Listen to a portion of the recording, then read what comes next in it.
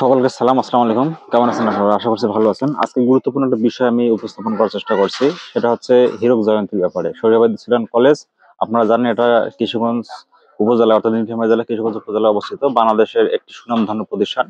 এবং এই প্রতিষ্ঠানের অনেক শিক্ষার্থী যারা প্রিভিয়াস পড়াশোনা করেছে এবং তারা বাংলাদেশের খুব ভালো ভালো পর্যায়ে জব করতেছে। শুধু বাংলাদেশ না, পৃথিবীর বিভিন্ন দেশে কিন্তু তারা বড় বড় পদে আর কি অবস্থান করতেছে। তো আমি হীরক জয়ন্তীর উদ্দেশ্যে কিছু বলবো। যেহেতু এই বিষয়টা ইতিপূর্বে অনেক প্রাক্তন শিক্ষার্থী কিন্তু এটা নিয়ে আলোচনায় করেছিল, কিন্তু এটা বাস্তবায়ন তারা করতে পারেনি, হয়তো বা কোনো সমস্যার কারণে সেটা বাধাগ্রস্ত হয়েছে। তো আমরা বেশ কয়েকজন প্রাক্তন শিক্ষার্থীর সাথে মোটামুটি একটা আহ আলাপ আলোচনা করে তারা তাদের অনুরোধে আর কি বিষয়টা নিয়ে আবারও একটু নাড়া দেওয়ার চেষ্টা করতেছি, দেখি এর আহ ফলটা কি আসে। তো যেহেতু এই প্রতিষ্ঠানটি স্থাপিত 1963 সাল, এর আগেরও অনেক ইতিহাস রয়েছে। তো যেহেতু 1963 সালে স্থাপিত এবং 1963 সালের পর থেকে আহ 2024 সাল পর্যন্ত ইতিপূর্বে কিন্তু অনেকগুলো এসএসসি ব্যাচ এই প্রতিষ্ঠান থেকে কিন্তু তারা পড়াশোনা করে বের হয়ে গিয়েছে এবং পৃথিবীর বিভিন্ন দেশে, বাংলাদেশেরও বিভিন্ন স্থানে তারা অবস্থান করতেছে। তো মূলত আমরা এই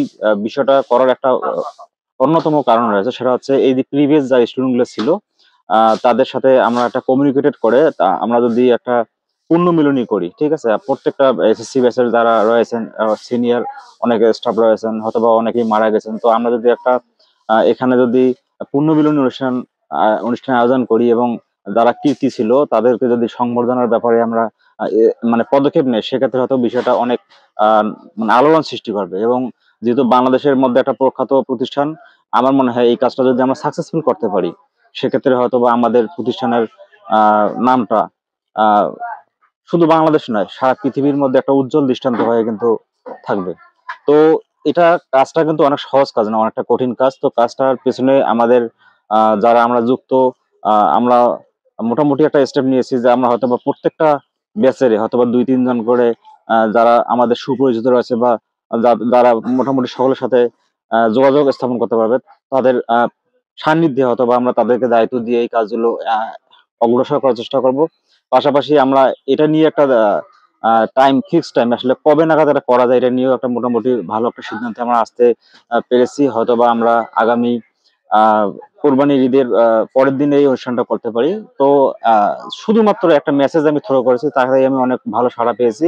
আর আমি নিজের পরিচয় দিই, আমি কিন্তু মোহাম্মদ সোহাগ হোসেন। আমি নিজেও কিন্তু এই প্রতিষ্ঠানের শিক্ষক এবং এই প্রতিষ্ঠানের প্রাক্তন ছাত্রও ছিলাম, 2000 সালের ব্যাচ ছিলাম।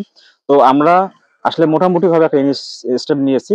তো যদি এটাতে ভালো সাড়া পাই, তাহলে হয়তোবা আমরা প্রতিষ্ঠানটিতে এই অনুষ্ঠানটা করার জন্য আহ সফল হবো আর কি। এজন্য আমি সকলকে অনুরোধ করতেছি, অবশ্যই আপনারা পৃথিবীর বিভিন্ন দেশে যারা যেখানে রয়েছেন বা বাংলাদেশের বিভিন্ন স্থানে যারা যেখানে রয়েছেন, অবশ্যই আপনারা এই বিষয়টাতে সাড়া দিবেন এবং আমরা যাতে এটাকে মানে বাস্তবায়ন করতে পারি, এটাতে সর্বোত্তভাবে আপনারা সহযোগিতা করবেন। এবং আমরা ইনশাল্লাহ আগামী 2-3 দিনের ভেতরে এ সংক্রান্ত হয়তো বা একটা অ্যাপস আমরা ছেড়ে দিব। এই অ্যাপসের মধ্যে আপনারা যারা বিভিন্ন জায়গায় রয়েছেন তারা অবশ্যই রেজিস্ট্রেশন করবেন এবং আপনারা যাতে প্রতিষ্ঠানটা আমরা সাফল্যমণ্ডিত করতে পারি, অবশ্যই সর্বাত্মকভাবে সহযোগিতা করবেন। তো এই সংক্রান্ত বিভিন্ন আপডেট আমি বিভিন্ন ভাবে দেওয়ার চেষ্টা করবো। আজকে এই পর্যন্তই। সবাই ভালো থাকবেন, সুস্থ থাকবেন। আসসালামু আলাইকুম রহমতুল্লাহ।